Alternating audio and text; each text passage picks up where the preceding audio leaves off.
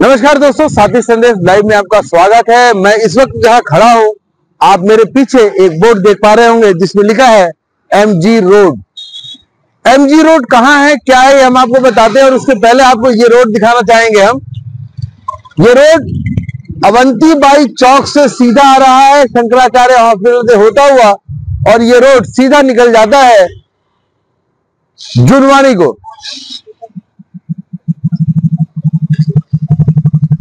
और दुर्ग की तरफ निकल जाता है ये रोड। और इस रोड के बीच में ये जो एमजी रोड हम आपको दिखा रहे हैं, ये रोड मैं चाहूंगा दिखाएं। ये रोड सीधा निकलता है दोस्तों डी मार्ट के पास में। डी मार्ट को जोड़ने वाला रोड है ये। और इस रोड का आप कच्चापन देख पा रहे होंगे। अभी तक ये रोड बनाई नहीं गई है, बिल्कुल कच्ची पड़ी हुई है, टूटी फूटी पड़ी हुई है।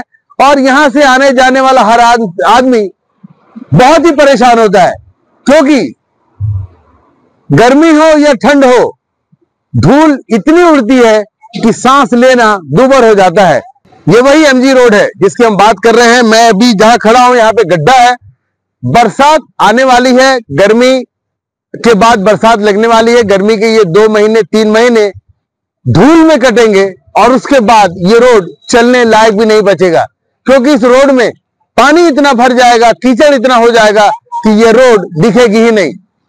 आप देख पा रहे होंगे, यहां से जो भी राहगीर गुजर रहे हैं वह मुंह पे कपड़ा बांध करके ही जाना पसंद करते हैं। इस रोड के दोनों ही तरफ हाउसिंग बोर्ड की कॉलोनी है, बिल्डिंग है। मैं चाहूंगा इस तरफ दिखाने के लिए। यह बिल्डिंग के पीछे का हिस्सा है, और मेरे बाईं तरफ भी ये बिल्डिंग है, और बिल्डिंग का पीछे का हिस्सा है। इन बिल्डिंगों के पीछे की खिड़कियां हमेशा बंद रहती हैं, पर्दे लगे रहते हैं। बावजूद इसके यहाँ के रहवासी कहते हैं कि भैया हम धूल से इतने परेशान हैं, हर रोज हम अपने घर में झाड़ू लगाते हैं और कम से कम आधा किलो धूल हर रोज घर से निकालते हैं। तो आप ये सोच सकते होंगे कि आधा किलो धूल घर से निकलना क्या हो सकता है। इसका मतलब ये कि कम से कम 100 ग्राम धूल लोग खा भी जाते होंगे जाने अनजाने में। शासन प्रशासन से इसकी शिकायत की गई है, उनकी नजर में ये रोड है और उनको पता है कि इस एमजी रोड में कितनी परेशानियां हैं, लेकिन फिर भी शासन और प्रशासन मौन है, गहरी नींद सोया हुआ है। ऐसा लगता है कि शासन प्रशासन यहाँ के रहवासियों को दमे जैसी खतरनाक बीमारी परोसना चाह रहा है, जो कि धूल डस्ट से होती है। कुछ लोगों से हम बात करेंगे, यहाँ के जो लोग हैं उनसे बात करने का प्रयास करते हैं कि कैसे जी रहे हैं वो। पा रहे होंगे दोस्तों, देख पा रहे होंगे कि जो गाड़ियां यहाँ से गुजर रही हैं वो गाड़ियां कितनी धूल उड़ा रही हैं, और ये धूल ही यहाँ के रहवासियों के परेशानी का सबब है। बात कर रहे थे एमजी रोड की, और इस रोड के इर्द गिर्द अगल बगल में रहने वाले कुछ रहवासी हमारे साथ मौजूद हैं। उनसे बात करने का प्रयास करेंगे और जानना चाहेंगे कि क्या मामला है और क्या यहाँ हो रहा है।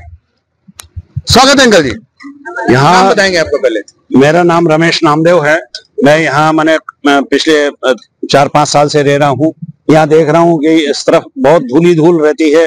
आवागमन का माने लोगों ने शॉर्टकट मान लिया है इसको, तो बड़ी बड़ी गाड़ियां भी पास होती हैं, और उसका परिणाम ये निकलता है कि इतनी धूल उड़ती है कि हम लोग बहुत परेशान हैं। सबको माने खांसी, और इवन माने हमको ऐसा लगता है कि किसी को अस्थमा ना हो जाए, ये स्थिति आ गई है। धूल हम लोगों के शरीर में जा रही है, और रहने की तो समस्या है ही, क्योंकि सब लोग अपने दरवाजे बंद करके रखे हुए हैं ताकि धूल उनके घर में प्रवेश ना करे। इसके बावजूद भी धूल घर में प्रवेश करती है और परेशानी होती है। बहुत परेशानी है, बहुत तकलीफ है। महिलाएं भी परेशान हैं, सब लोग परेशान हैं। ये स्थिति है, और कई बार मैंने इसके बारे में रिक्वेस्ट की जा चुकी है, लेकिन कोई भी माने उस पर एक्शन नहीं होता है। ये सबसे बड़ी समस्या है। प्रशासन कुछ नहीं सुन रहा है और हमारी समस्याएं यथावत है। अंकल जी, इसमें हम देख पा रहे हैं वहाँ आधी रोड बनी हुई है जी, ये ऐसा क्या है, वो किसने बनाई है वो आधी रोड, और आधी रोड को क्यों छोड़ दिया गया? हमारी जानकारी में वो आधी रोड चौहान कंस्ट्रक्शन वालों ने बनाए हैं, और उनने बना लिया, उनने अपने हिसाब से उसको बनाया हुआ है। और ये जगह जो है, ये दोनों कॉलोनी के बीच में, ये हाउसिंग बोर्ड कॉलोनी है, इसके बीच में से जो रास्ता है, इसको सामान्य रास्ता मान लिया लोगों ने और इससे आना जाना करते हैं। और इस पे इतनी धूल है कि उसकी वजह से माने हम लोगों के लिए रहना बहुत मुश्किल है। जो आधा रास्ता बना है वो चौहान टाउन वालों ने बनाया है और हाउसिंग बोर्ड वाले इस और कोई ध्यान नहीं दे रहे हैं। अंकल जी का साफ कहना है कि ये रोड जानलेवा साबित हो रहा है। अस्थमा जैसी बीमारियां आने वाले समय में यहाँ के रहवासियों को परेशान कर सकती है। हमारे साथ और भी लोग हैं। अंकल, आपका नाम बताएंगे? मैं विजय कुमार जैन हूँ। करीब 11 साल से रह रहा हूँ यहाँ पे न्यू जिंदल कॉलोनी में। और शासन प्रशासन को हर चीज की जानकारी, इस रोड के बारे में जानकारी भी है। और इसके बाद भी आंख मूंद के शासन प्रशासन के लोग बैठे हुए हैं।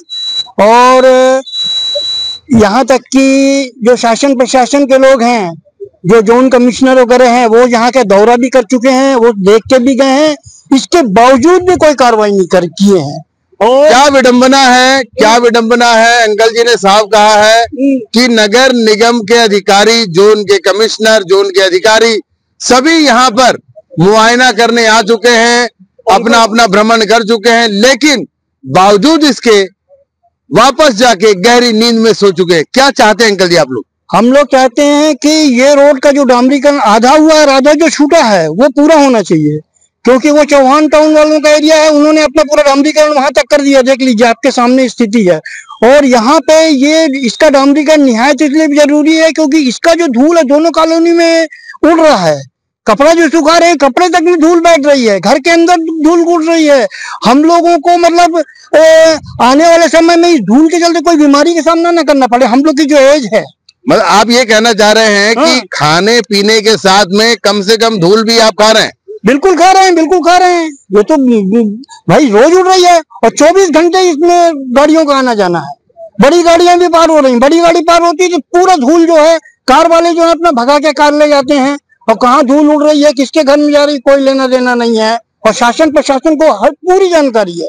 अब वो बजट में दुनिया भर का सब चीज का प्रावधान रखते हैं, तो ये काम को क्यों छोड़ के रखे हैं? जबकि इधर भी मेन रोड है, उस तरफ भी मेन रोड है, केवल एक छोटा टुकड़ा छूटा हुआ है।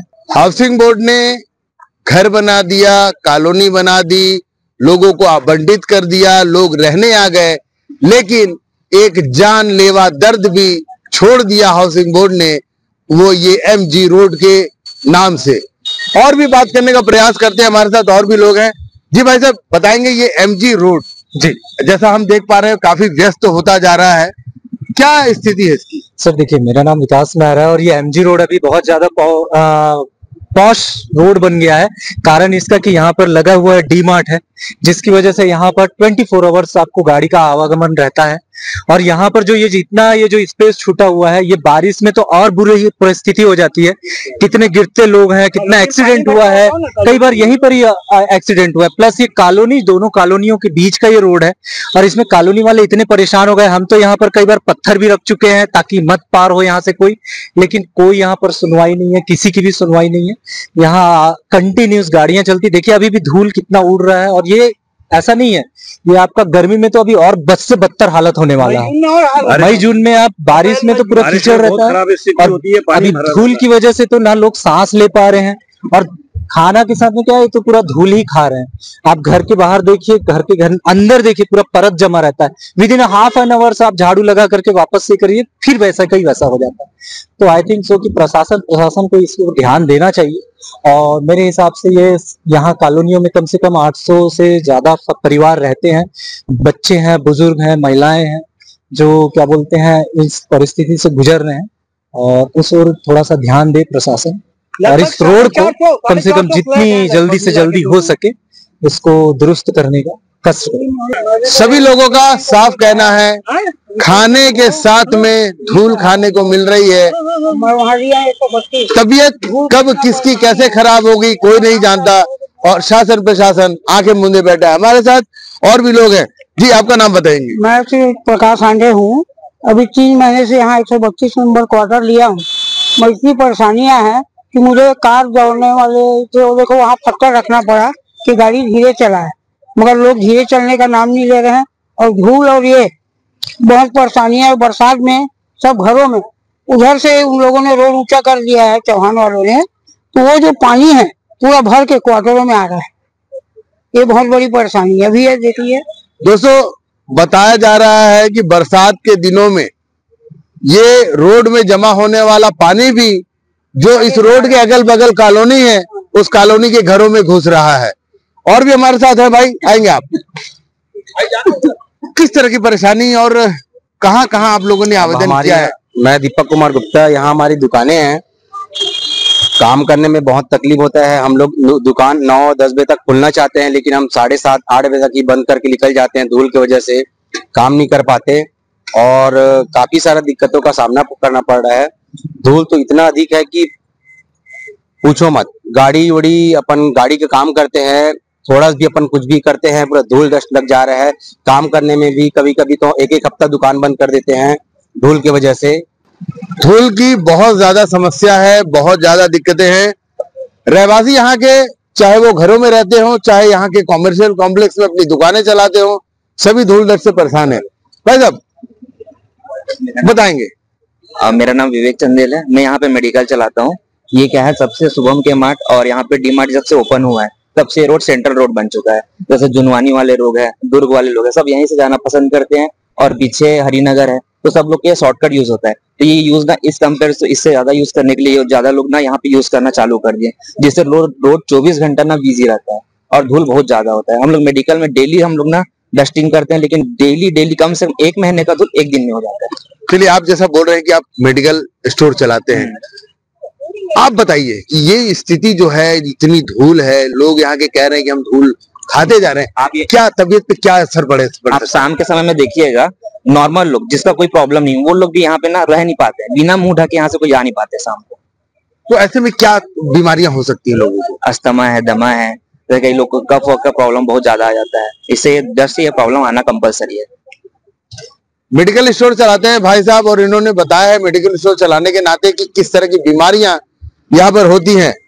प्रयास करेंगे हम और इस बारे में और जानने का कि इस बारे में कहाँ कहाँ शिकायतें की गई हैं और क्या इसके ऊपर अभी तक अमल हो रहा है और कार्य कितना प्रगति पर पहुंचा है। कोशिश करते हैं बात करने का यहाँ के जनप्रतिनिधि जो पार्षद है यहाँ के मुकेश अग्रवाल जी से। मुकेश जी, इस तरफ आपने बताया कि आपने कच्ची नाली बनवाई थी, लेकिन अगर हम अपने दूसरे तरफ की बात करें जी, इस तरफ नालियां नहीं है जी, इसके लिए क्या?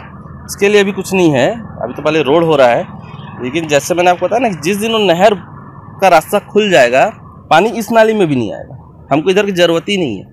हम ये नाली अगर आज बना भी देंगे तो सरकार का पैसा व्यर्थ जाएगा। कौन लोग हैं जिन्होंने नहर नाली पर कब्जा करके रखा है? बहुत सारी चीजें हैं। जब नहर पीएचई की नहर है ये, जब इस पर कोई काम नहीं हो रहा है, नहर अस्तित्व से अपने खो दी अपना अस्तित्व, तो बहुत सारे लोगों ने, किसी ने इस पर गार्डन बना दिया है, किसी लोगों ने इस पर घेरा करके बैठने की व्यवस्था बना ली है। लगातार ये बहुत बड़ा क्षेत्र है और लगभग 6 से 7 नहर का मैंने बाकायदा नहर का खसरा नंबर लेके लिखा हुआ है कि सीमांकन किया जाए।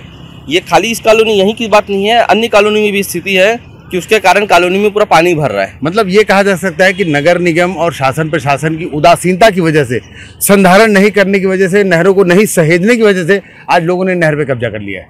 नगर निगम की बात नहीं है यहाँ पर। अगर किसी की जिम्मेदारी बनती है तो है पीएचक्यू की।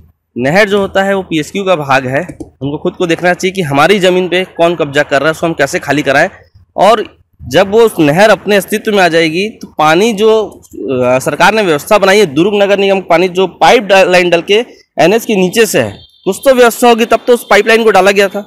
जब वो पाइप से जो पानी आ रहा है वही सीधा नहर से होते अगर नाले में जाने की व्यवस्था है, अगर ये रास्ता खुल जाएगा तो पानी इस नाली में भी नहीं आएगा और इस कॉलोनी में पानी भरेगा ही नहीं। नहर की व्यवस्था कब तक हो पाएगी? हम लगे हैं, लगातार शिकायत हो रही है। इससे पहले ऋचा प्रकाश मैडम कलेक्टर थी यहाँ, उनसे बात हुई थी, उन्होंने पीएचक्यू को निर्देशित भी किया था।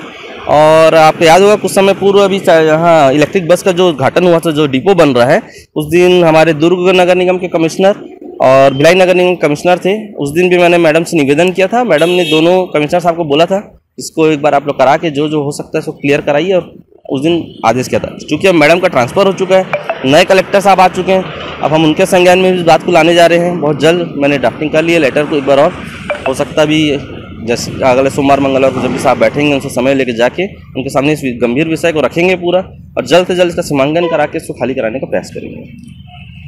जनप्रतिनिधि अपनी तरफ से पूरा जोर लगा रहे हैं कि ये जो समस्याएं हैं, गर्मी में धूल की समस्या और बारिश में पानी की समस्या से जितनी जल्दी हो सके निजात मिले यहाँ के रहवासियों को। देखना लाजमी होगा कि एक तरफ कहा जा रहा है कि रोड की स्वीकृति हो चुकी है, टेंडरिंग प्रक्रिया बाकी है, ये टेंडर कब तक हो पाता है, और बरसात में जो पानी की समस्या है, इसकी समस्या को आपने सुना। जनप्रतिनिधि यहाँ के पार्षद मुकेश अग्रवाल जी ने बताया कि नहरों और नालियों पर अवैध कब्जे हो गए हैं, क्योंकि उसकी सुध लेने वाला कोई नहीं था। इस वजह से वो पानी जो उन नहरों से होते हुए निकासी हो जाता, वो पानी आज इन कॉलोनियों में भर रहा है। तो देखते हैं आगे आने वाले समय में क्या होता है और यहाँ के रहवासियों को यहाँ की परेशानियों से कब तक निजात मिल पाती है। ऐसी और खबरों के लिए बने रहिए हमारे साथ और देखते रहिए साथी संदेश लाइव। मैं हूँ संतोष शर्मा, दुर्ग भिलाई से।